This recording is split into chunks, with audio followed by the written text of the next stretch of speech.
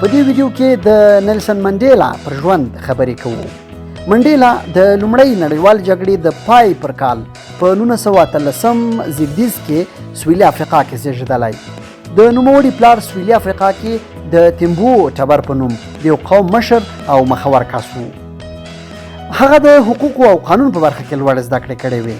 له همدې امله منډیلا قانونپوه او حقوقپوه و.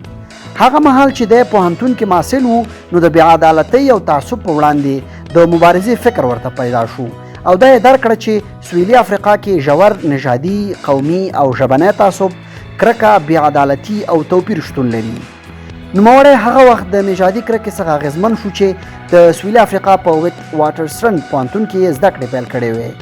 د دغه پوهنتون ټول محصلین، استادان او اداري کارکوونکي سپین پوست وو او منډیلا پکې یوازینی کس و چې تور پوستی و. د همدې پوهنتون د محصلۍ پر مهال د بسونو کرایه پورته شوې. منډیلا هڅې شروع کړې چې د لوړو کرایو په غبرګون کې محصلین او نور خلک وهڅوي چې په بسونو کې لاړ نشي او ورسره بایکاټ وکړي. د نوموړي دا کار تر یوه بریده بریالی شو او شهرت یې پکې پیدا کړ. په 1940 زیږدیز کې سویلي افریقا کې د ولسمشرۍ لپاره ټاکنې ترسره شوې.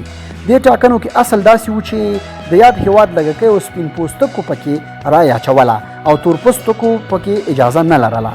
دې ډول چارو د منډیلا مبارزه نوره هم پراخه کړه او هڅې شروع کړې چې د سویلي افریقا د تور پوستو په وړاندې دا توپیري رویه او سلوک له منځه یوسي.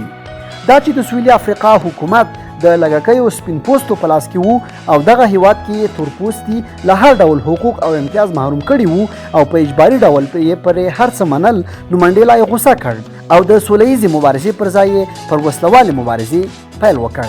هغه د چین هیواد څخه په 1918 کې د وسلو غوښتنه وکړه، خو هغه هیواد یې دا غوښتنه رد کړه. د دغو مبارزو په لړ کې منډیلا له 1940 بیا تر 1990 زیږدیز کلونو پورې 22 کاله په زندان کې تیر کړل. نوموړی څو ځلې په عمري قید او سویلي افریقا سره د خیانت په تور د پوځي کودتا په جرم او ورته نورو قضیو کې پر اعدام هم محکوم شوی و. د منډیلا د زندان خاطر ډېرې ترخې او له شکنجو ډکې دي. 22 کاله زندان منډیلا ته ډېر څه ورکړل. 1990 زیږدیز کال کې له زندان خوشي شو، خو بیا یې هم د سویلي افریقا اپارټایډ رژیم په وړاندې مبارزې څخه لاس وانخیست. په 1990 زیږدیز کال کې افریقا کې د لومړي ځل لپاره ولسمشریزې ټاکنې ترسره شوې چې نیلسن منډیلا پکې د دغه هیواد لومړی ولسمشر وټاکل شو.